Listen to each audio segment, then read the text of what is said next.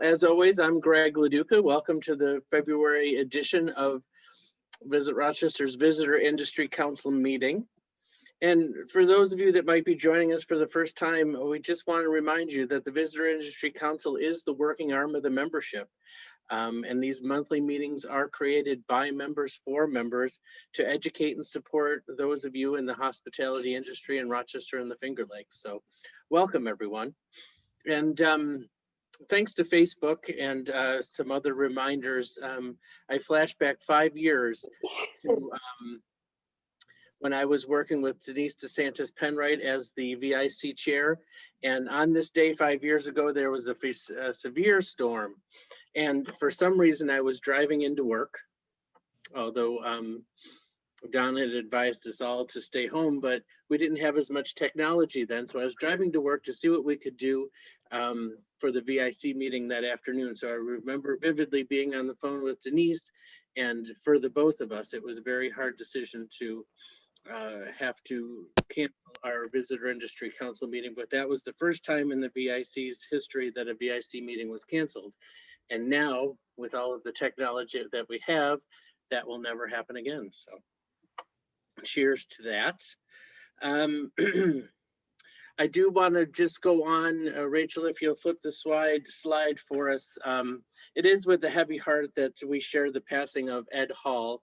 Ed was a former president of Visit Rochester, and he was for 10 years before Don Jeffries. He enjoyed a long career in the tourism industry, making significant contributions, not just here in our community, but across the country. And I'm sure many of you have fond memories of Ed in his 10 years with Visit Rochester. In addition to being a titan of the industry, he was also a talented photographer. And we just have a couple of the images of his to share with you today as we start the meeting. So without further ado, it's my pleasure to introduce your 2021 Visitor Industry Council Chairperson, Julie Izzo-Neidswick. Taking it away, Julie. Hi everyone, welcome, and nice picture, Rachel. It kind of fits today, but I'm glad we didn't get 14 inches, at least in Ogden. I think we officially like 5 or 6 inches. So not enough not to go anywhere, but just enough to snow blow this morning early. So quick overview of our agenda today. Super excited, along with the steering committee, to have a national speaker today. I think that is maybe like my top thing happy about Zooms, is that you can get people from like all over the country or all over the world without any sort of travel. So that's amazing. And then we're going to follow that up with committee and task force updates, staff updates, 30-second member announcements. Remember, if you have a 30-second member announcement, to put it in the chat with any pertinent links that you have. So please do that. And then purple bag, we have 4 great prizes today, so be sure to stay for that. And then of course our networking afterwards. So without further ado, before we hop into Jennifer, I just want to go and start with our theme for the year, which is Seeds of Growth, where I want to highlight members who have grown their organizations from a tiny seed of idea and have spread their roots and their leaves to something great in Rochester, sometimes outside the area of Rochester. This month, we are highlighting Dibellas subs. My guess is that every single person on this call has enjoyed Dibellas subs from time to time. Voted Rochester's favorite sub shop by the DNC, Dibellas started as a single location and now has locations as far away as Indiana. So Dorinda Cisco is on the line today. Dorinda, she is Regional Catering Sales Manager for Dibellas. Dorinda, you want to unmute yourself? Hello. How are you? Thanks for joining us. I'm good. How are you? Good, thank you. So we're going to do a quick Q&A with you, and if anyone has questions, we might have time for a question or two in the chat. Feel free to do that. Let's just hop right on in today. Dorinda, so my understanding is that Dibellas started off as an Italian importer of goods and a delicatessen. Where was that first location, and can you describe the business model as it began in 1918, which is just over 100 years ago? Sure. So it actually started on the corner of Portland and East Ridge Road. So if you look at some of the pictures we have up in the stores, that's what you're going to see. That's the original storefront. It everybody like all the Dibellas family came over here from Italy. So they all were immigrants. They came over here and they started this Italian specialty like good store for their neighborhood. There was a lot of it, like, you know, Italian immigrants in the area. So they just wanted to give them a taste of home. So that's, I guess, how we got started. You probably don't, but were sandwiches always served at the delicatessen? No, we weren't. No, that didn't come about really into play until probably about the 1980s. So Joe DiBella, who is the one that really got Dibellas started as far as a sub shop, he purchased it from his aunt and uncle. It got passed down from generation to generation. And he really perfected the roll recipe, the bread recipe. And from that's when we moved into Henrietta. It was across from Southtown was the original like small sub shop. And he actually was the one that perfected it all. And that was around the 1980s. I love that you said Southtown because now I can absolutely picture where it was. Because I was thinking like, where was that in Henrietta? But now I absolutely know. Were they always called subs in the beginning, or did they go through an evolution of like sandwiches, hoagies, or? I mean, I think in Rochester we're always subs. I mean, I don't know. So when he changed it, was that naturally a progression for the changing marketplace, or just something he was passionate about? I think he was passionate about it. He always, I mean, you look at his wife, like, I mean, I hate to, his wife, he met her actually at one of the shops. She was a baker that helped him bake bread. So if you go into our stores and you see, like, there's a lot of like the signage that's up where it'll say like Joe loves Mo. Mo is his wife, and a lot of the renditions in those portraits are him and his wife. And he really had this vision of turning it into what it is, and he made it what it is today. And yeah. So started in Henrietta as a single shop. That was the first evolution. The second evolution was to add locations. The second one was in Greece, correct? Yes. So he actually met a gentleman, Richard Fox, who owned, actually, like a lot of people don't know it, but he actually was involved in Wendy's from the beginning. He was actually Dave Thomas's accountant. And he's local to Rochester. He saw what Joe was doing and saw like the potential. And so he partnered up with Joey, and that's how we have the 43 stores like throughout the Northeast, like, you know, locations. It was actually Richard Fox that like took him to the next level. I love that. That's so cool. So when you go to a Dibellas, you know it's a Dibellas because you have like a really cool 1930s vibe. Do you think your decor helps your team convey company values, and how so? Yeah, I mean, absolutely. I think we are, you know, we want to go back to that, like that original, like customer service, like that's our key. Without customers, obviously we don't have a business. And, you know, back then, you know, that was the way that it was. You gave everything to your customers, and we hopefully are still doing that. I know that's what we strive to do every day. And just keep that kind of that old fashioned, like, make every customer, like, we learn their names. Like, you know, there's customers that I'll go up to and I'll give them a hug.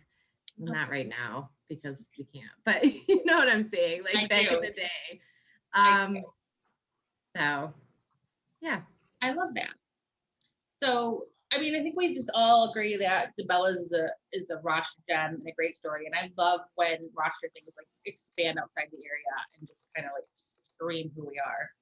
How do you ensure, and how does your company ensure that your out of market restaurants, sub shops, have the same value system and quality that you get in Rochester? A lot of our management, district managers, like a lot of the higher ups, all come to Rochester for training. So they actually train in our Greece location is our number one training location. So by bringing them all here and to see the atmosphere and the way that Dibellas is received in Rochester, and having them learn those values. I mean, a lot of the people at the Greece location have been with that store for 10 years or plus, and that's crew members all the way up to management. Our general manager of that store actually started as a crew member with us 20 years ago. I'm pretty sure I think we were his first job. You know, and now he runs the store. So teaching those values as we bring them in, they're learning it from the staff that has gone through it. That's great. I love that. What do you think the future holds for Dibellas? We have lots of big plans. You know, eventually we're going to expand. You know, that's obviously something I think all of us strive to do. One of the big things for us is we just want to make sure we do it correctly. We don't franchise. We have 43 locations throughout the Northeast. We're still a family-owned business. So there's no franchisees, there's no nothing when it comes to any of our locations. They're all run by the family. So we want to make sure that when we do expand, which is coming, we have all the key pieces in place to make sure that our quality, I mean, we strive for the highest quality. We strive for the highest, everything, customer service, everything. So we want to make sure that we can instill that everywhere. So we're just taking it slow. We'll get there and it's coming, but yeah.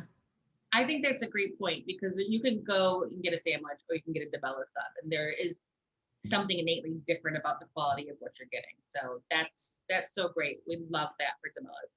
Anything else to mention before we let you go? I mean, no, I mean, we're here, you know, Heather's on the call as well. She, you know, has taken a huge role in the Rochester area. If anybody has any questions or anything, please feel free to reach out. Both of us are here to answer any questions that you might have. I mean, I think, as you can see, I love this picture that you chose, the seeds of growth. We've done a lot of really good community things. So it's a wonderful company to work for right now.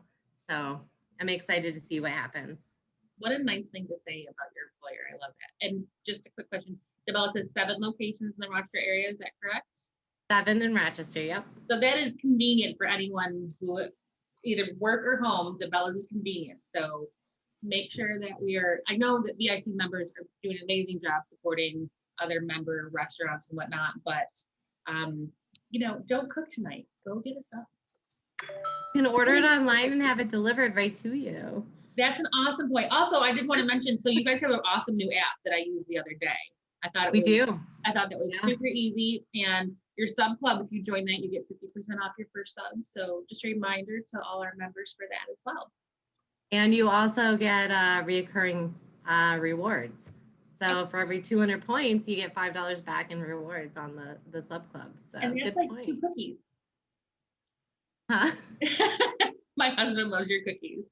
And Deborah just reminded everyone that you guys really were amazingly helpful and generous in feeding our healthcare workers and frontline workers over the past year. So thank you from all of us for doing that. Okay, so I think we're going to move on. Thank you so much, Dorinda. We'll see you soon. Yeah. Okay, next is our guest speaker, our keynote speaker. So there are 2 things, like I said, that I love about Zoom. 1, it snowed today and we are all still together. And 2, we can have national speakers. And that is what the steering committee is really proud to host today. And that is Jennifer Barbee. Jennifer is a 30-year travel marketing veteran who has worked with over 400 different hospitality and destination brands. She's been credited with many innovative firsts in the industry, including the first personalized destination website, tapped to lead digital account strategy for the first inbound travel campaign for the U.S. Department of Commerce, and the first destination campaign to be used as a Facebook business case study. She's a contributor and a member to the Forbes Agency Council and a popular speaker on innovation and strategy for travel brands.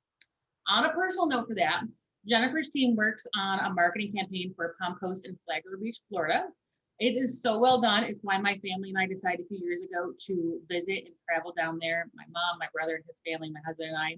And we are all now in the middle of purchasing a property because we were so excited to go down there. And I'm glad to know that I have some experience with Destination Innovation's great work, because it really is a great campaign. So there might be time for a few questions for Jennifer. Put them in the chat if you have them. If there's time, Jessica and I will reach out for that.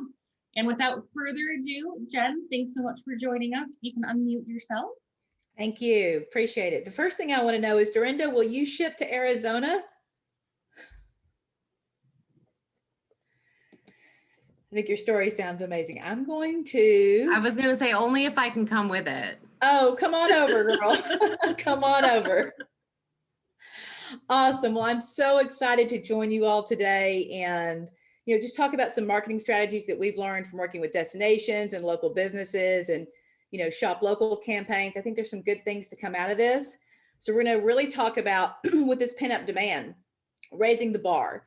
And I'm not talking about what you did in your living room last night. We're talking about marketing strategies here. So we'll get right into it if my clicker will work. So we're going to start with trends. A lot of you probably know about a lot of these trends. And again, as Julie mentioned, our specialty is destination and tourism. But I want you to know that regardless of what kind of company you are, whether you're a local service, whether you're a doctor or a hospital, or whether you're a hospitality or a restaurant, all of these things really apply, especially in today's pivoting environment and how we think about travelers and what travelers are. So I'm going to jump into the study that traveler sentiment study that just dropped last week. It has all of us excited in the industry.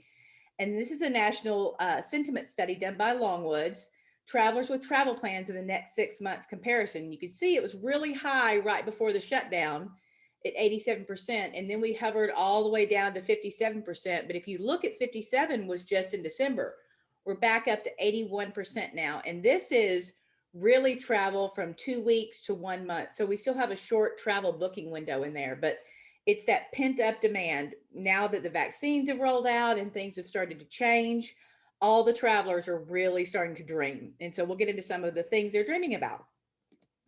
The second thing I want to share with you on this study is perceptions of safety and travel across the nation. Supporting opening the communities to visitors, we see that increasing week over week. That's really important because our communities have been locked down. Feel safe dining in local restaurants and shopping in retail stores in the community, that stays really strong. And now people are starting to feel safe traveling outside of their community. So those things are something to keep in mind, especially, and just remember during all of this time that we were shut down, and I know we still have some restrictions, what are those, who are the people that really saved our businesses? It was our residents and our community. So I want to make sure to just stress, as I always stress with any of my destinations or businesses I work with, is don't forget to dance with the one who brung you. If you'll forgive a Texas phrase there, got to make sure to really, really keep in the community. And that's why I love the story that Julie just highlighted about a local business and how they help the community. I think that is something that's going to be a long tail trend for you. So some considerations to think about is that pent-up demand that we talked about. Virtual offerings aren't going anywhere either. I don't know if any of you have shopped Amazon lately, but they're actually selling virtual tours that you can book one-on-one with people to tour a destination or to tour something. But virtual offerings are going to be a hybrid and kind of here to stay for a long time. One of my favorite trends right now is escapist content. So this started with when we came to so much digital consumption. So when you think about the digital consumption and how people may not have been totally in the digital civilization prior to all of this going on, then they're starting streaming platforms and taking in content they haven't done before. But escapist content, and it seems like fun and fluff, but it's also something for people to remember your brand. Like, how did you help me escape? How did you help when I have kids at home that I'm having to educate? How did that help me with that escape? So escapist content is a great brand strategy to consider. We really have new competition in the travel space too, because if you look at that pent up demand and people who have not been traveling, they may be thinking kind of bucket list situations. So before you may have been competing with, the restaurant that's next door to a next city over. But now you're competing with, the big boys. You're competing with bucket list destinations. So there's new competition that's coming in the mix as well. Digital nomads a couple of years ago were considered a little bit like, what are you doing? Why don't you have a home? How come you're just traveling all the time? But that's also, since so many of us can do our jobs remote and work virtually, what I've learned is about 50% of the jobs that we do can be accomplished virtually. And the other 50%, those people aren't paid enough. So think about the digital nomads who are able to travel, and they're kind of like quasi residents when they come into your destination or eat at your restaurant, and they're going to need local services. So think about that sort of trend as well. We're really looking at micro groups and small groups only for just a little while, for obvious reasons, and hybrid groups that I'm going to get into for you here in a minute. But really think about the small groups and how you can really facilitate and deal with the small groups. Social currency has definitely increased. We call this peer envy. So, Instagrammable places, great photography, social currency is a big piece, especially with your millennial and your Gen Z audience. They want to make all of their friends feel jealous. So social currency is something that is a big consideration. A couple of places I love to go for just quick free trends is Google Trends, which is just google.com/trends, which is what the chart is you see here. So just looking over the last 5 years on Rochester things to do, you can see really peaked up, actually this is just 12 months. So really peaked up at the beginning of February, and then we can see the impact that COVID had, and then some recovery in the summer. We have a little dip here, but we see us trending back up now. So you can compare and add search terms that have to do with your business in google.com/trends, and not only will tell you the interest over time, you could choose past 12 months, past 90 days, however you want to look at that. But it'll also show you, if you see on the bottom, your interest by subregion.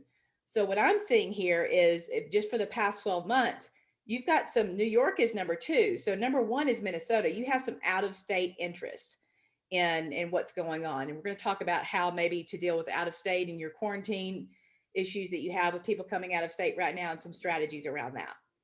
Also, I love trends.pinterest.com.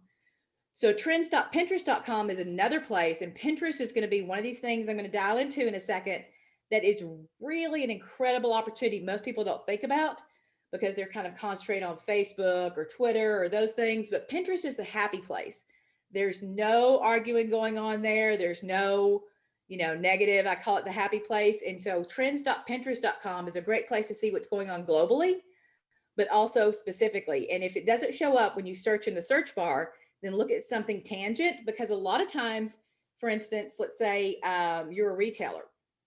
They may not look for shopping in Rochester, but what they might be looking for are, spring aesthetic fashion trends.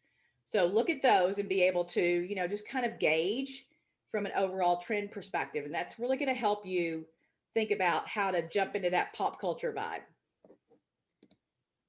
So I always like to think about long-term strategy, especially since we're coming out of what we're coming out of right now. You really need to think with the end in mind and what your why is. So think forward. What does it look like for your business a year from now, 5 years from now? Think about that long-term strategy, and then start to back up, how you're going to handle that from a marketing strategy standpoint. But I do like to look ahead and always start with a why. So audience is really important. Obviously, we need to kind of know, like, who's our tribe, kind of vibe do we match, who are we talking to? So a few tips on who we're talking to. The first thing I want you to think of is it's about them before you, because so often, especially in social media, we tend to announce, here's what's going on with us. Check out what's going on with us. And what I just always come back to is, why should I care? Who cares? So really think about them before you. What are your consumers? What are your customers really doing right now? What are they into? What are they watching? Think about them first. My second is, and I'm sure a lot of you have experienced this, is don't be creepy in your advertising. So I look at this as what I call ethical advertising. So we have all these great dials when you do paid advertising. You can follow them around the web. You can serve something up when they search something else up, but think about your consumer first, your customer first, and think about really serving them something that's of value to them. And I go back to like escapist content is great, or why should they care? So if you are going to do like remarketing campaigns, think about the fact that you don't want to spray and pray, and you don't want to like stalk someone around the web with those advertising platforms. You want to be of service, and they're going to remember you, and that's going to raise your brand value. Audit your email list and your followers. You want to see who's already, in your tribe and who already loves you. And that way you can find, people who have similar interests in there. And for us, we always say search is, when you look at search, you can tell what people are thinking. But when you look at social, you can tell what people are feeling. And more than ever, it's become less logical and more about emotional triggers in any type of advertising and marketing. And you've got to make sure not to be tone deaf, obviously, for what's going on in a situation. Go back to happy, escapist. That's the kind of things that people really want to hear. And then also it's easier to fill weekends because we feel like we're used to that, Monday through Friday, 9 to 5, and then weekend traffic happens. But really, again, with the changing environment of how people are working and how people are going to school, think about that midweek activity. And really the trends that you've seen before have drastically changed and may drastically change for the foreseeable future. And how do you make it easy for people to patron your business midweek? So now we're going to talk about, and I'm sure all of us know that safety is here to stay, at least for a while, even with the vaccinations rolling out and people feeling differently. I feel like you're going to see, masks and those social distancing. And I personally am happy about that. I don't want anybody up in my grill, so I'm okay with the social distancing and the mask for a little while. But think about this from your business perspective. Like, how do you serve that? So what's your pledge to customers? I did notice, and if this is still true for you guys, that coming out of state has a 3-day quarantine. So think about that. So I'm coming out of state. I'm excited. What is it that I'm going to do in those 3 days of quarantine because I can't go out? Are there some virtual experiences you can give them? Can you do some contactless delivery experience boxes? Think about that, because that's going to really set the tone for how your businesses look long term. They're going to remember those things that happened for them when they had to sit in quarantine to visit your destination. Also, make sure always keep your Google My Business up to date. That's where people are going to find out information about you. You want to talk about any kind of social distancing you have going on. Are you providing branded masks, or are there just, free disposable masks that they can get when they come to your business? Outline your sanitization very, very clearly. And when you think about gatherings, small groups, you need to have your technology ready to offer a virtual component for guests who can't actually be there in person. So with your audience, you really want to kind of think about those sort of things. And then business to business, this is the part that most destinations and businesses and people that have meetings in their business are mostly concerned about, is when are the meeting planners coming back? When are the gatherings coming back? So from a B2B perspective, I look at it as like go where the Wi-Fi is. So there's also the work from location. I mentioned the digital nomads, but then there are just those that just want to get out of their house in state that want to work from your location. Consider things like by reservation. Again, remember the nomads, maybe some opportunities to block with work-friendly beverages and snacks wherever you are. And again, even if you're not a restaurant, consider the fact that you may partner, collaboration. And I can already get a sense that your community is very tight, but collaboration is really going to change the fabric, of how we compete with other destinations and other businesses. Corporate and midweek hangouts from a distance standpoint, maybe the team can get together where they haven't before, would be great. And then micro meetings with hybrid technology, that's going to be important as well. Come here, give him his. And then also think about the meetings and event planners all the way down to your social planners, your wedding planners, and those sort of things. What kind of resources can your business pull together? Maybe it's just a checklist that makes planners feel like you're actually servicing them. So kind of a different type of escapist content when it comes to meeting planners. So we're going to go on to food and shopping here.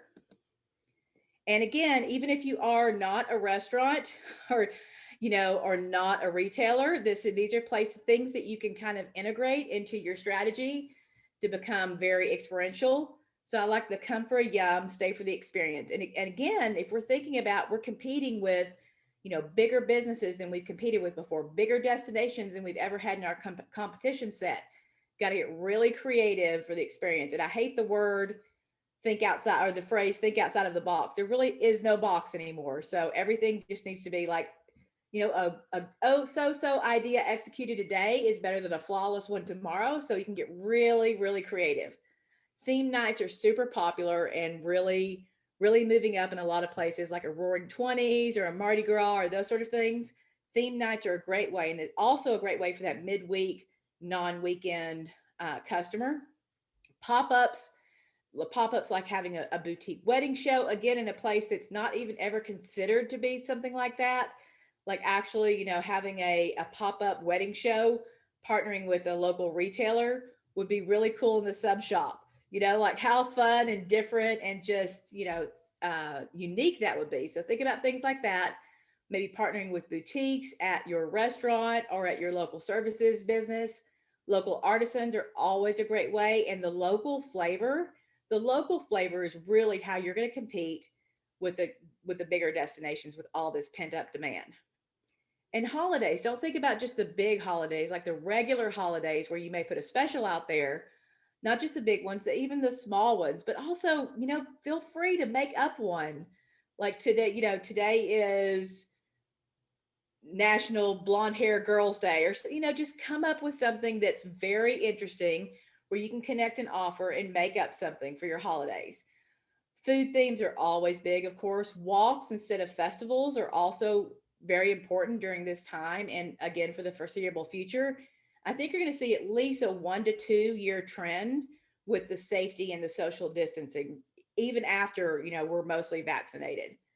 And then, think about catering partners for small gatherings, maybe the small gathering. I know somebody mentioned a wind down Wednesday earlier in the chat. So think about like doing a wind down Wednesday in your dentist office or something, again, small gatherings, but very unique from a food and shopping standpoint, because those are going to be your main things that people want to do from a travel perspective.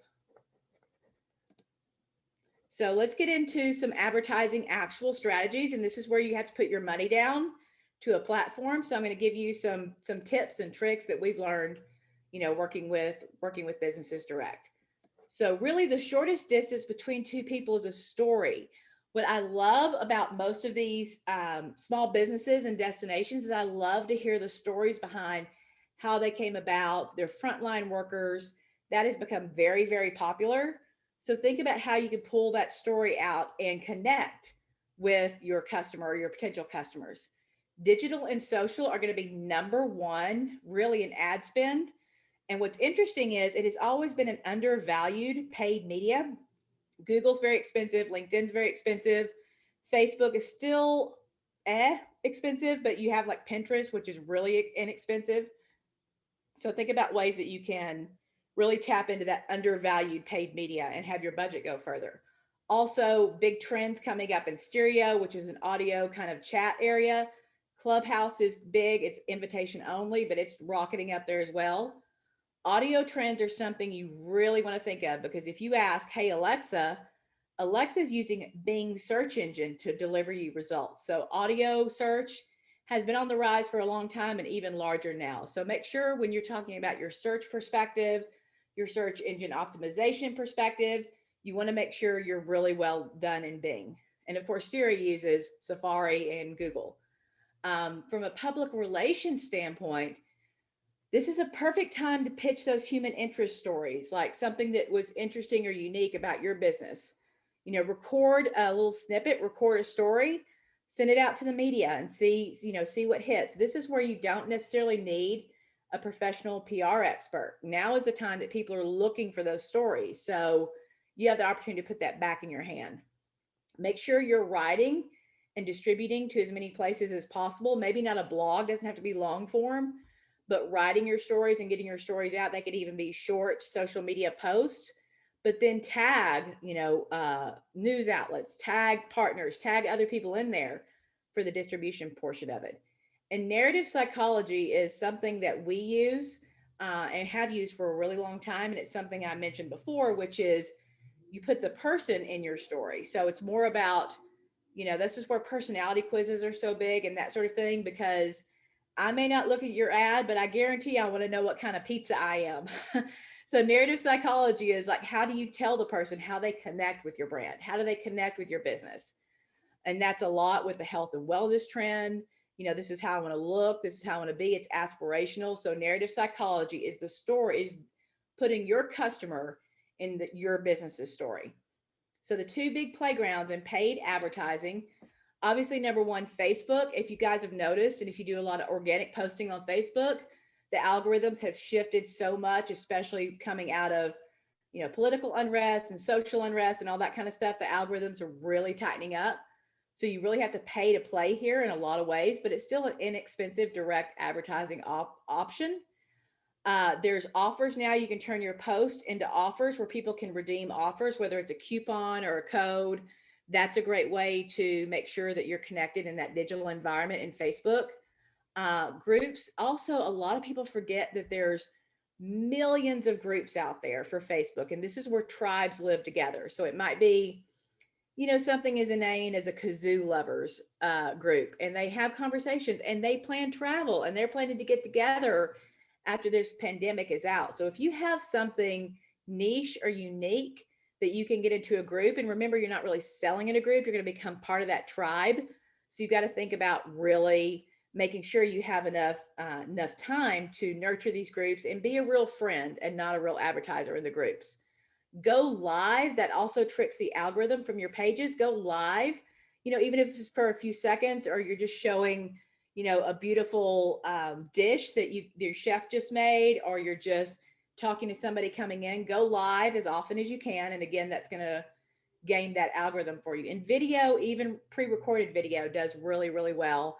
But when you do video and ads, you want to make sure to change your goals. So you have goals in the back of the professional Facebook business manager. Don't just boost. Just hitting that boost button is how Facebook takes all your money and gives you no ROI.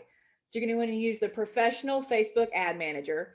And when you do, you're going to want to make sure that you understand what your goal is when you start that. So for video, it's going to automatically try to get video views. But what you really want maybe is them to click to a sign up or an offer or a book or an order or something like that. So you're going to make traffic then your goal instead of video. And then you're just going to use video as your asset to capture that attention. That way, what you're really tracking then are your landing page views or your conversions if you've set up your Facebook pixels properly. And do make sure that in all of these platforms, you have your site pixeled, you're using your Facebook pages properly. Really good at setup is going to keep that house solid for you. So even more than Facebook, and I mentioned, is my favorite, Pinterest. So if you notice in this graph, this is Pinterest trends down here below. So if I look at travel, this is a little bit earlier in the year. If I look at travel, it had trended down, but travel aesthetic, again, you have people, Pinterest it was originally and mainly used for like weddings and fashion and that sort of thing. So aesthetic is big, home decor is really big. How does that connect back to you? How can you use that aesthetic keyword, to highlight and get into Pinterest? And you want to think about your boards as collections rather than just pinning things or repinning things. Pinterest takes a little bit longer, a little bit of strategy, but it is so worth it. The ad campaigns we've run for our clients in Pinterest get as little as a fraction of a penny per click and conversion. So it's got to be the most undervalued advertising out there. And you can spend just a little bit of money and get a great big conversion. Do pay attention to those micro trends that I mentioned, and even like food and drink, even if it has nothing to do with your business, how does that relate to you? Or, how can you do something fun or do something with a partner to get in on those micro trends? Don't rush your Pinterest strategy. Really think out your boards, really think out your trends. You want to make sure that your descriptions are fully fleshed out. I see a lot of people just kind of pinning or repinning, but the descriptions are really going to be important for visibility and people in discovery and people finding you. So think from a search engine optimization standpoint. And when you think from an SEO standpoint, you don't want to like stuff those keywords. That's never a good thing, and it doesn't read well. You want natural language, exciting marketing language in your descriptions and in your SEO. Hashtags are big on Pinterest as well. Hashtags are all across platforms. So your Instagram, Facebook, Twitter, even LinkedIn now. Hashtags are very important to your game. Don't spam your brand name when you are working in Pinterest and really any of these other platforms. You don't need to say your name over and over, because if I'm looking at your page, your profile and the name of your company is right there on the top. So it doesn't need to be stuffed into your description. You want, again, to flip that switch to narrative psychology. I know who you are by your logo and your brand name. So when I'm reading your description, how do I connect with that? What's that narrative psychology in there? And then think about guides as well. So build boards, not one pin. So a guide might be, how the perfect date night in Rochester. And then your pins may be yourself and some collaborators in there under that board. But think about it from a guide and a board perspective. And then one thing I wanted to share with you all, and this deck will be available to you in case you want some of these nuggets to work on. This is exactly how we break out planning. So the first thing we're going to do is master our message. What's the core desire of the customer? And then our plan, 3 goals. Under those 3 goals, 6-month milestones, 5 action steps under each one of those. Finding our tribe, thinking about our general and target message. What's a problem they have that we solve, or a dream that they have that we can fulfill. The culture we own, where the tribe lives, how to collaborate, multiplying your impact. What does a breakthrough look like, and how do we stay in action? And then just a quick wrap up on this. Strategy first. Good strategy is difficult to copy. So think. And then you need to isolate marketing versus advertising. So advertising is what you're paying to get clicks for, but marketing is more of a general brand development type thing. Develop new relationships, collaborate where you can. Strange bedfellows are very popular now these days. Get creative, and no matter what you plan, prepare for demand and pivoting, because it is coming. It is definitely coming. So that's the little spiel I have for you guys. If anybody's got any questions, you're welcome to chat. My head is like going a lot because you said some really great things there, especially about going live. I can think of like restaurants like having their like Friday night special and like just like a beautiful plate, and then I'm gonna be like, when my husband gets home, like, we need to go to dinner. I can't recreate that. So those are such great points. Can you just the question that came in is, give an example of escapism content. So escapism content, like what's normally happened with destinations is like, going live where they are. So there's been a lot of, school escapism content, like a virtual tour of a zoo is one way, but other escapism content is going to be like personality quizzes. It's also going to be, those places where you just kind of give something without expecting anything in return. So maybe it's like, so-and-so's business's top 5 binge-worthy shows that we're into right now. Pop culture takes a major big part in escapist content. Okay, that makes total sense. The other thing that you said that I thought was super important that I personally don't do when I handle all the marketing social for the farm is Bing. I mean, I ignore Bing, but you're saying don't ignore Bing, because while I don't use it, I do have Alexa. So right. A lot of people don't think about it that way. That's why Bing is big, but Yahoo is still big also from a B2B search perspective. So we kind of forget about those and we think Google is our one and only, but actually the largest search engine is YouTube, which is Google, owned by Google. But what they consider the largest search engine where people search is YouTube. So don't forget your YouTube strategy either. Wow, that's a whole lot. The other thing I wanted to mention in there that you said that Clubhouse, and I've kind of heard of it, but can you just kind of expand on that a little bit more? Because one of our members actually offered to send out invites for anyone that wants it. Yeah, so Clubhouse is relatively new, but it's become really popular, mostly because of people like Elon Musk. So it's like a talk show. It's all audio like stereo is. Stereo, by the way, you don't need an invite for, and stereo is trending real hard. They even pay you to join their platform right now. So I feel like stereo may be the little guy's opportunity, like get in before it really busts open, because Clubhouse busted open with these big guys. So it's great, but it's really more like a talk show audio platform instead of always video. Perfect. I think that is our questions. And we have lots of people saying, thank you so much for the talk. It was an excellent talk. I'm sure that we all took notes. Be sure everyone, this is being recorded, guys. So you need to share this with frontline staff and leadership and whatnot. Please do so. My brain, as Lisa just said, my brain's full. My brain is full too, so I'm gonna definitely have to rewatch this because I can't always read my notes. But thank you so much, Jen. This was You bet. Of awesome. course. Thank Love you all for having having you. me. So stay warm in Arizona. I think you were probably one of the only places that did not have the winter storm warning. Yeah, we're good. My staff and colleagues in Dallas are without water or power right now, but I'm hanging in. Oh no, I feel bad for them. We're used to the weather, so we're lucky we can handle it, but I know Texas is not for sure. So, well, thank you so much. And are you going to be sticking around? I'm going to stick around. Okay, so she's sticking around. So if anyone has questions as it's going over in their head, please go ahead and put that in the chat or stay on for networking. Next up, we have our 2021 VIC committee updates. Maureen Hill, we could start with you, or Jess Dakotas for the membership committee. Are one of you guys on the line? Yeah, I'm right here. Can you hear me? Hey Mo, how are you? Hi, good. How can you hear me okay, Julie? Yes.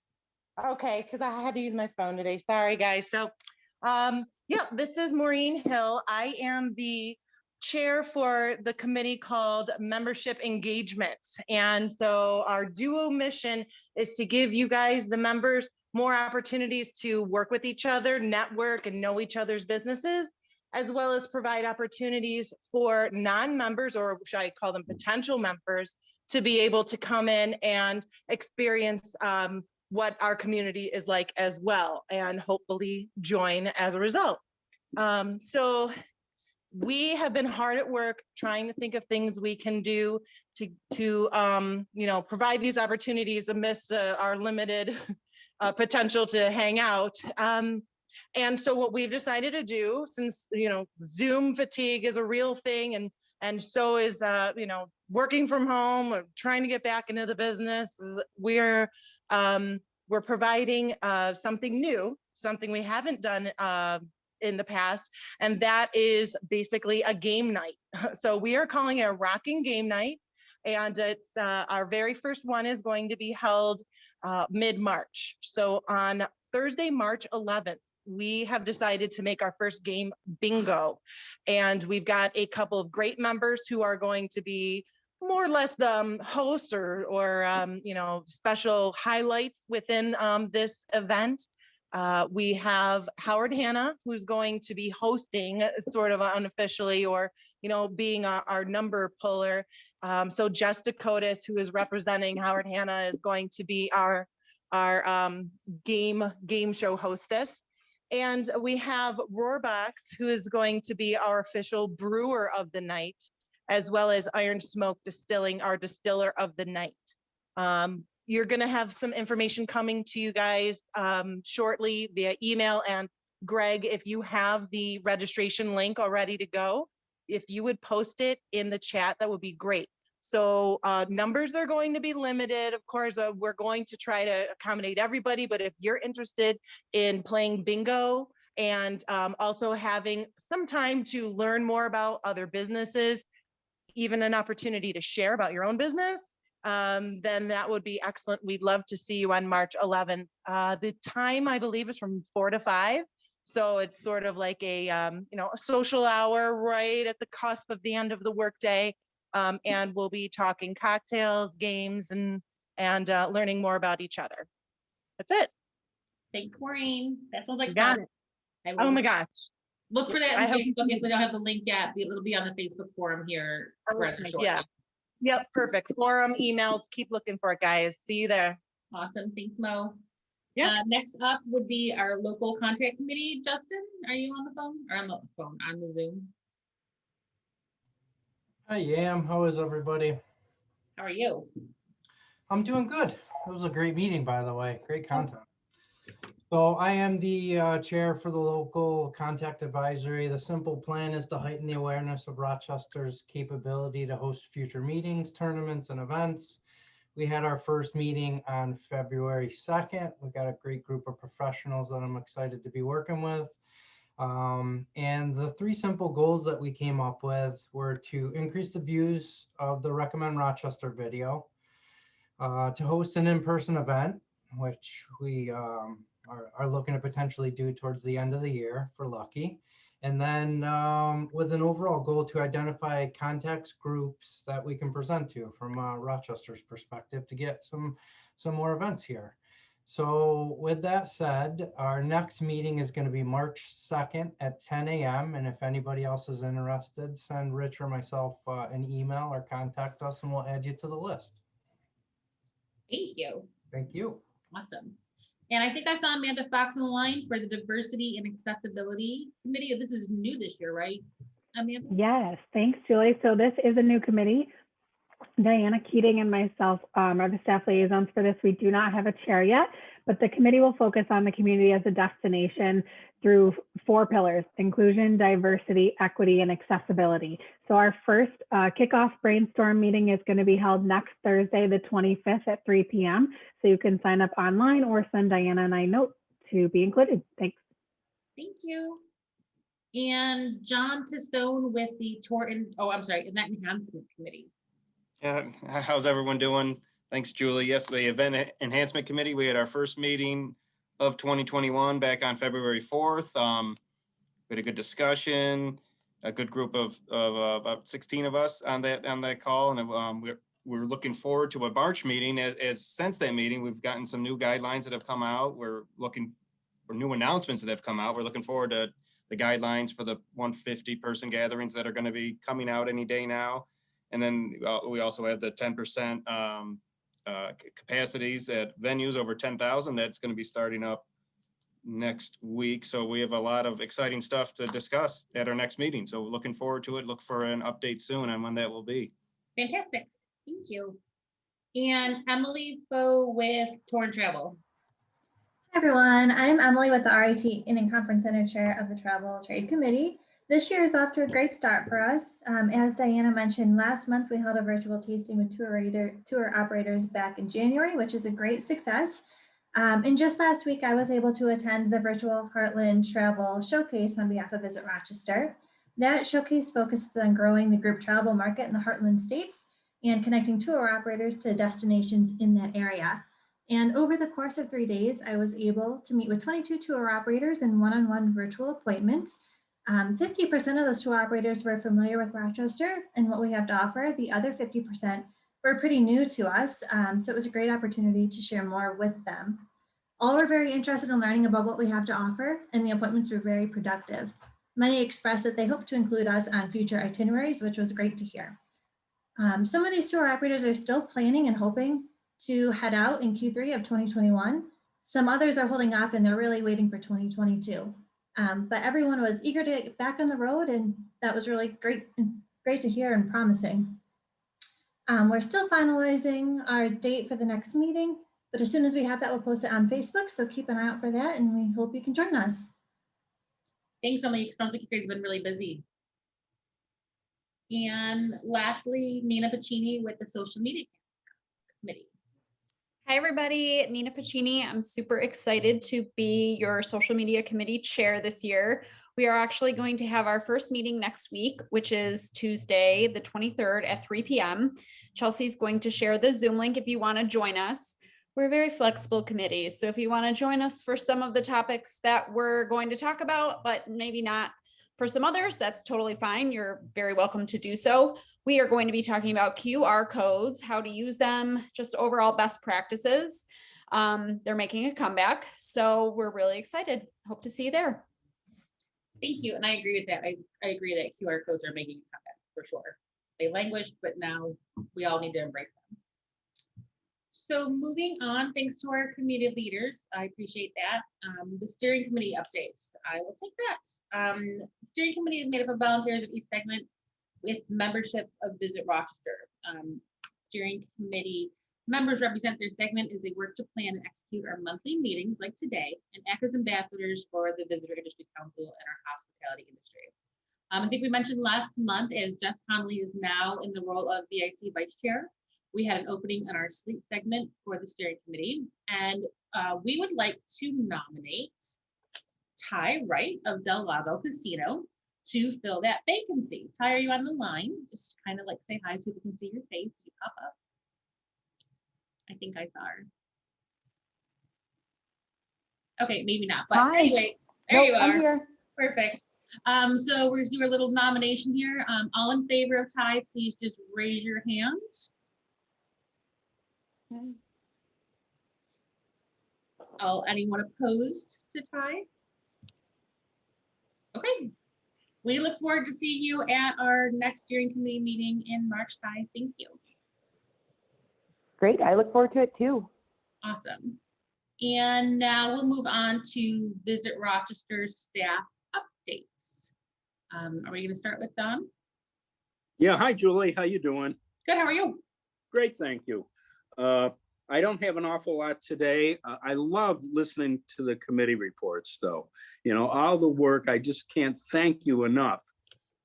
Everybody in the Visitor Industry Council for all the work that you do.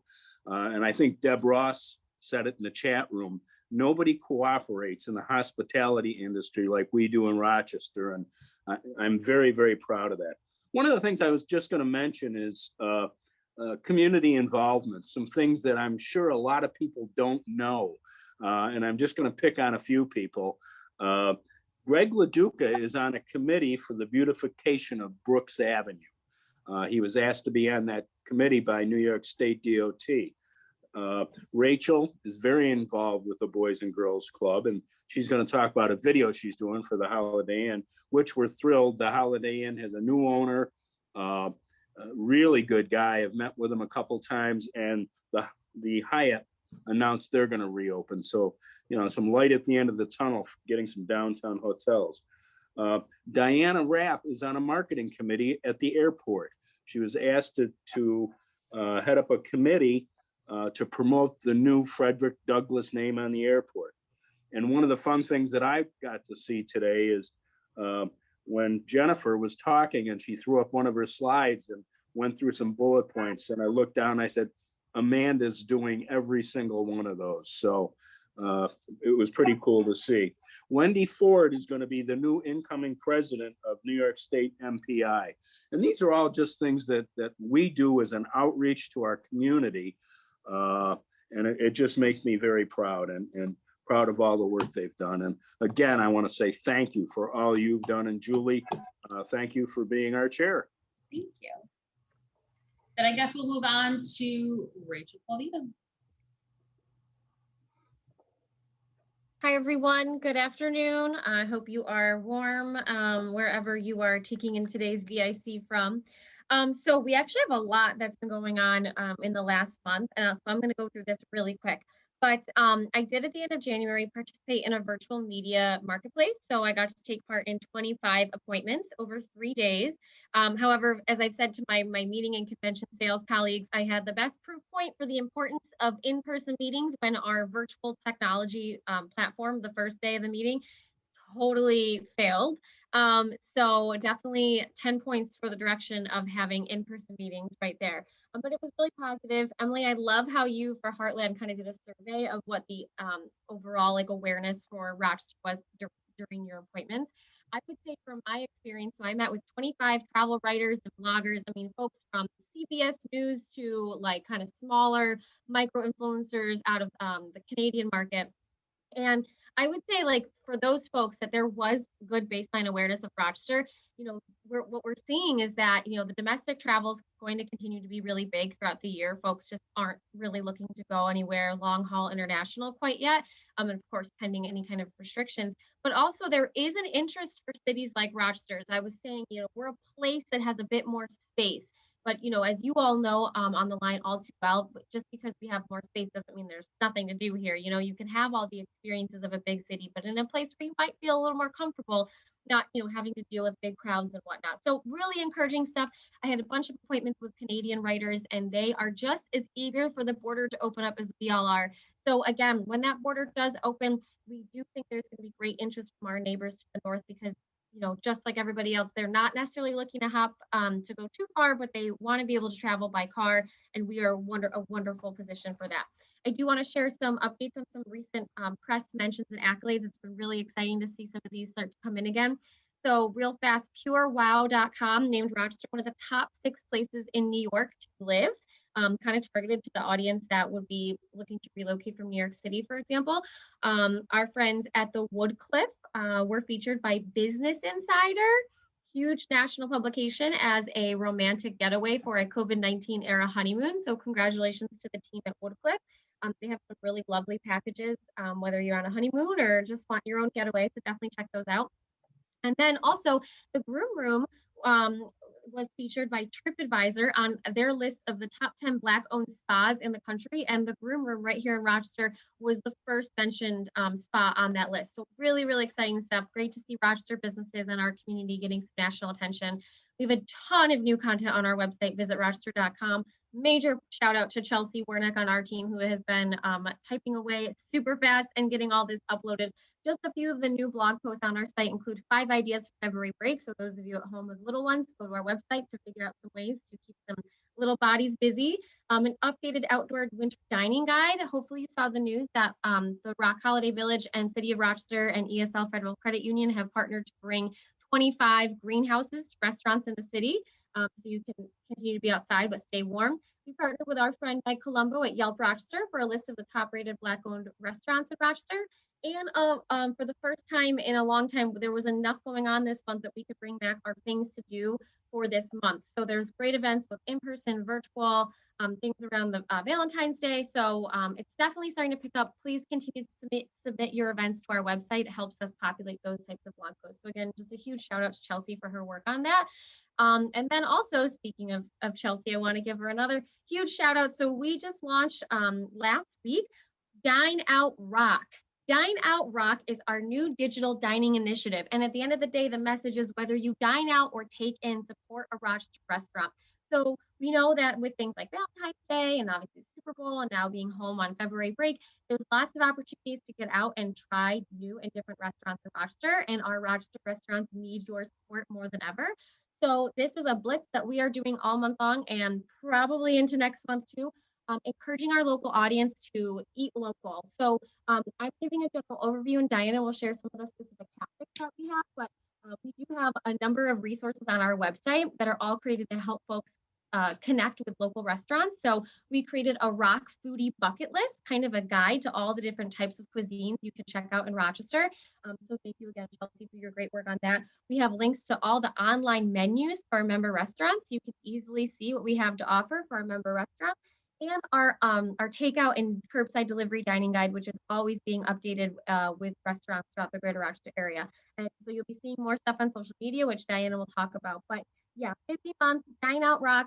As you support local restaurants, share your photos on social media, tag Visit Rochester, use hashtag Dine Out Rock, and that will help us share your photos. And you may even just be featured on our website. And I think that's all I have. Thank you, Julie. Thank you, Rachel. You guys are doing an awesome job and you are staying busy every single day, all day. I know that is true. Wendy Ford, you're up next. So Julie, Tim James here. I'm gonna sub for Wendy this afternoon to talk about what's happening on the convention sales side. And we've got some great news. The sports division has secured 2,240 room nights for a huge hockey showcase. June 2021. So that's, really great news coming in from Rich and Libby. Additionally, we have some key site visits coming up. This Thursday, New York State School Music Association, Wendy will be with those folks along with Amanda for a site this Thursday. Then I have the Lutheran Women's Missionary Society coming in March 10th. From Sioux Falls, South Dakota, Appleton, Wisconsin, and Milwaukee, Wisconsin. And then we'll have another site with Pilot International at some point, Amanda and myself, in either April or May of this year. So things are starting to heat up. RFPs have been coming in for 2022 through 2024. Some of the hotels on the VIC call today are familiar with the U.S. Army National Guard event for February 24th through 28th that we've received a number of bids on. And then lastly, we have the Empire State Society of Association Executives virtual awards banquet. Normally it's a physical banquet down in Albany. This year, obviously, it was virtual, but myself, Wendy, and Alicia were part of that call. So things are heating up, and so we're very, very excited. Thank you, Julie.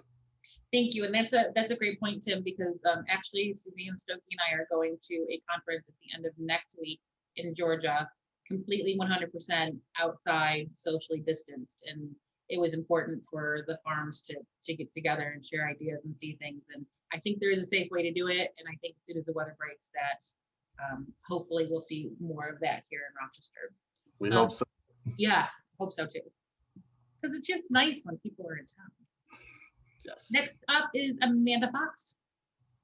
You're right, Julie. It's great when people are in town. And Amber and I are working really hard right now on a number of groups that are still planning and in full planning mode for this summer and fall. I will note that, I mean, a number of those are smaller attendee numbers, but still really positive to see groups planning forward and moving forward with their plans and offsite excursions and all sorts of things. So that's really exciting. A couple other things Tim did mention, we have a number of site visits coming up. So recently we did establish some site visit protocols, which have been great for us to have some, guidelines in place for that. And then lastly, not to forget that we are waiting on the state guidelines for events up for the higher capacity. So as we anticipate those coming out this week, Amber and I will be busy sharing that with clients and helping them kind of get things in order for their events coming up. Thanks. Thank you. I think that'll be really important for our event spaces. So I look forward to seeing those. And next up is Diana Keating. Hi, everyone. Great to see you. I hope you are all staying warm. You may recall from last month that we'd hosted a virtual wine and chocolate pairing for tour operators out of the Northeast that was super successful. And as a result of that event, one of our tour operators reached out, and she's actually going to recreate the same tasting event for 30 of her customers as a prequel to 2 actual tours she'll be bringing to the area later this year, one in the spring and one in the fall. We're thrilled to be sponsoring this tasting and think it will be a great opportunity for more operators to emulate moving forward to drum up excitement about their visit to our area. And it's also exciting because it means that the group tour market is rebounding despite being one of the hardest hit segments of the tourism industry from the pandemic. Furthermore, a special thank you to Emily Foe, chair of the VIC Group Tour and Travel Trade Committee, for participating in Heartland Travel Show last week on our behalf. As you heard from our committee update, she had more than 20 one-on-one appointments and a great mix of operators familiar with Rochester, but also new introductions with great interest in bringing groups to our region. From a marketing standpoint, you heard from Rachel about Dine Out Rock, and we're really excited for the attention it is getting and for further being able to bolster our community and you, our members, through these crazy times. We have sponsored posts running on Facebook and Instagram, a quick upbeat 15-second video that we created in-house, and some fun Instagram posts to bolster engagement with the ability to share your local restaurant bucket list, and a fun this or that where you choose your local favorites, such as Boss Sauce or Country Sweet, or whether you prefer a cheeseburger plate or a hot dog plate. So be on the lookout for those on Instagram and be sure to share your favorites. Some of our other programs are on hold at this time, particularly the family marketing program due to the unfortunate incident that happened earlier this month, drawing some negative national and international attention. We are hoping to be able to resume that program in early March in the weeks leading up to spring break. And finally, as Don mentioned, I'm happy to share that I'll be working closely on behalf of Visit Rochester through an advisory committee with the Frederick Douglass Greater Rochester International Airport. And we'll be overseeing the creation and placement of educational materials related to Frederick Douglass at the airport. And I'm also thrilled to share that Tim James, Amanda Fox, and I are participating in a year-long Diversity, Equity, and Inclusion Masterclass through our leading trade organization, Destinations International. And that's it. That's a lot. So it's not just it. Thank you, Diana. And I just want to say, I think I said it last month, I was invited to the tasting and I was so impressed. So great job on that. And last but not least is Greg LaJuba. Thanks, Julie. So just an update from membership. Elena and I have continued to be very busy, and we're very, very grateful for the continued calls and referrals for membership to Visit Rochester. We're happy to welcome 2 new members this month, or since the last time we spoke. Mose of Rochester, Natalie is on the line today, and Mose is a new member of ours. Natalie plans to get engaged with us in our committees and task forces, and looks forward to telling you more about how Mose can interact with your business. but wonderful to hear the local story and how local owners own the Mo's in our community as well as around the region. In addition to that, also welcome to Mercantile on Main. Raise your hand if you've been to the Mercantile downtown in the Sibley building. I see our staff has. Wonderful spot with a number of different outlets and offerings. And so if you haven't, take a moment right now, we'll wait, to follow the Mercantile on Facebook, Instagram, and LinkedIn. Ken Green has been doing a wonderful job posting and promoting what's going on at the Mercantile. And so hopefully you'll check that out and visit sooner than later. We are a little bit spoiled at Visit Rochester because it is just about a 9-iron away from our office. So we will be visiting on a regular basis. But please check out the Mercantile. Speaking of new members, we have some visitors on the line today. Hopefully you'll be able to introduce yourself during our 30-second announcements or during our networking portion. But we are talking with a lot of new folks, have some visitors on the call today, and we're really excited about that. And any information you can share as existing members, we certainly appreciate it. And lastly, I just wanted to share, if we change slides, you'll remember some months ago, Visit Rochester came out with the Rock Ready Promise. And we have collateral available for you if you go to visitrochester.com/ someone's joking with me in the chat, / Rock Ready. You can sign up to be a Rock Ready organization establishment as well. And if you sign up online, visitrochester.com / Rock Ready, we will deliver this placard and also a window decal for you. So as we welcome locals, as we will look to welcome visitors back to our area, you can proudly say that you're ready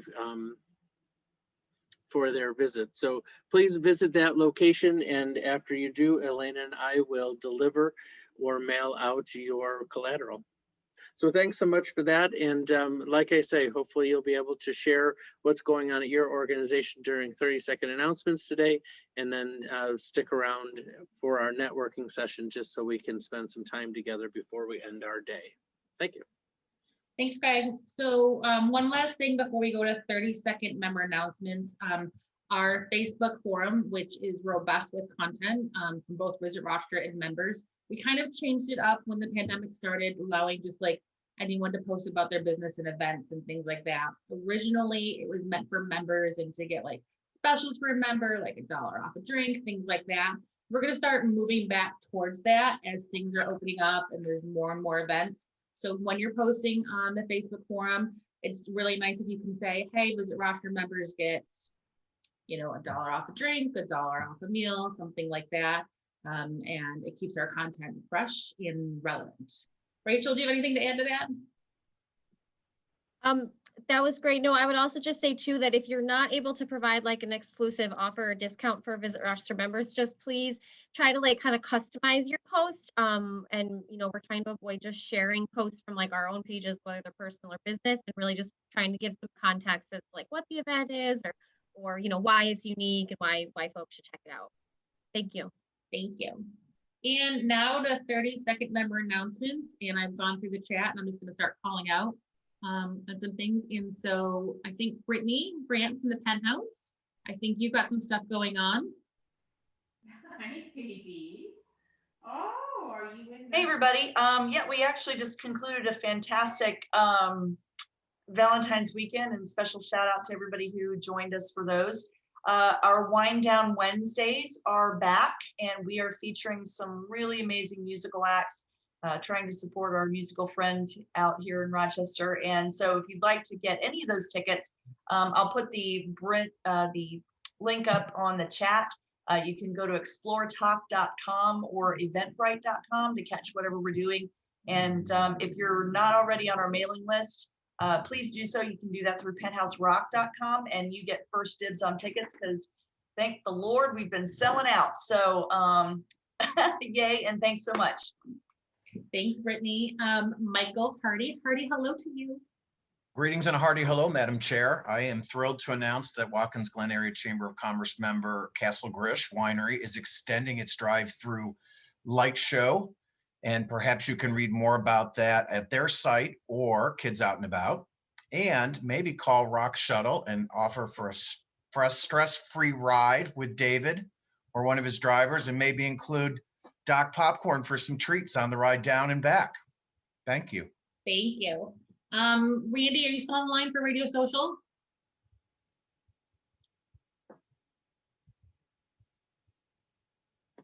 Maybe not. Okay, go back in the chat. Radio Social is open, safe, and always welcoming for members and guests. And then the next one was Katie Carroll from Delta, extending their middle seat blocking, which I'm super excited about because I'm flying Delta next week. Katie, are you still on the Zoom? I am. That's great to hear. And anybody else, just go ahead and pop up and give your announcement.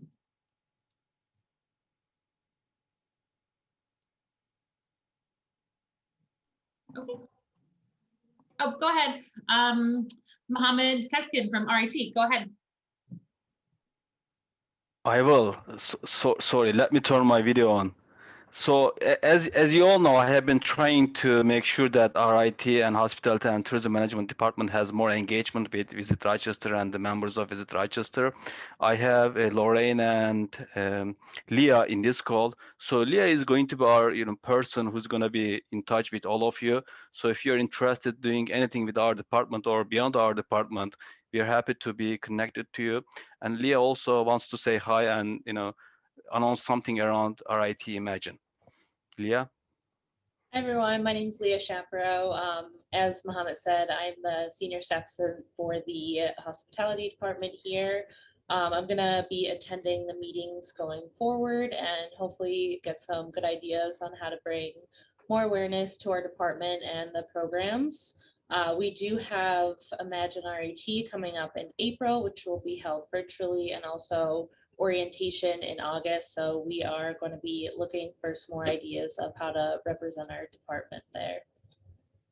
Awesome, that sounds great. Gonna move on to Chris Hart. Chris, go ahead and unmute.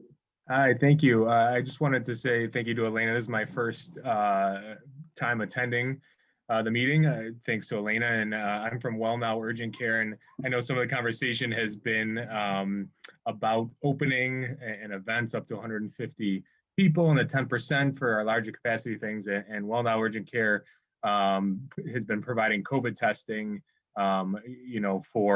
since the beginning of this pandemic.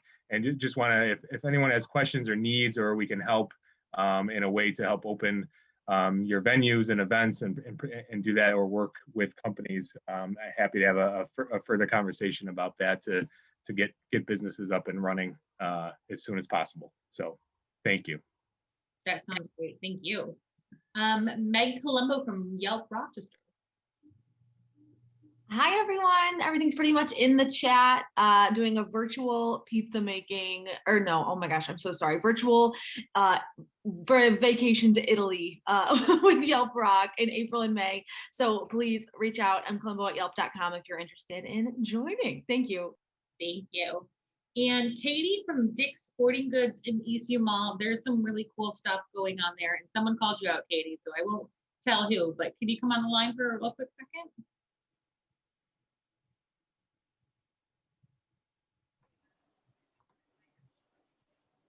Okay, guess not. Are you there? Hi, everyone. Can you hear me? Yes, we can. Hi. So thank you for, giving me the opportunity to have the floor. I am with the new Dick's Sporting Goods in Victor, New York. And I thank the team at Visit Rochester for inviting me today, because we are slated to open this spring come March, April. We have a soft opening taking place the weekend of St. Patrick's Day, but we will be officially open to the public come April 9th. So really exciting stuff coming down the pipeline. Our Dick's Sporting Goods is the first of its kind, as the brand has been around for 75 plus years, but We will have several experiences. No other Sporting Goods has had 1,000 square foot outdoor field, a HitTrax batting cage, golf bays, and what am I missing?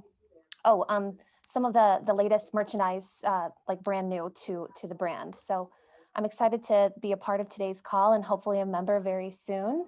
But I will go ahead and put my email in the chat here too, in case you have any follow-ups for me. But thank you for the opportunity. Thanks, Katie. I think that's really where malls are going to have to go as experiences, and I think that's awesome that we're getting one of the first of its kind in the country. So thanks for coming on. Sure. Next we have let's see. Sorry, I lost it. Lorraine Hearns from RIT Imagine Fest, which is apparently going to be Saturday, May 1st. Yay. Lorraine, do you want to come on?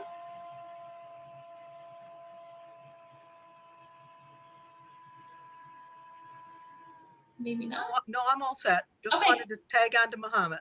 Awesome. Thank you. Well, that'll be, I'm so glad that's going on this year.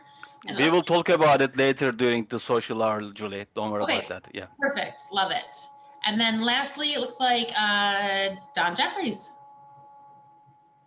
Yes, thank you. I just wanted to let everybody know, Mohammed came over the other day with Jacqueline Moselle, Dr. Moselle, who is the Dean of the Saunders College of Business. And one of the things that RIT wanted to do was reach out to us, the Visitor Industry Council. If anybody has a research project that they want done, anybody that wants interns, please get a hold of Mohammed or some of his people, because RIT is there to help the hospitality industry. Awesome. Thank you. Mohammed's such a gem to have on our membership too. So I appreciate it. I think that wraps up 30-second announcements.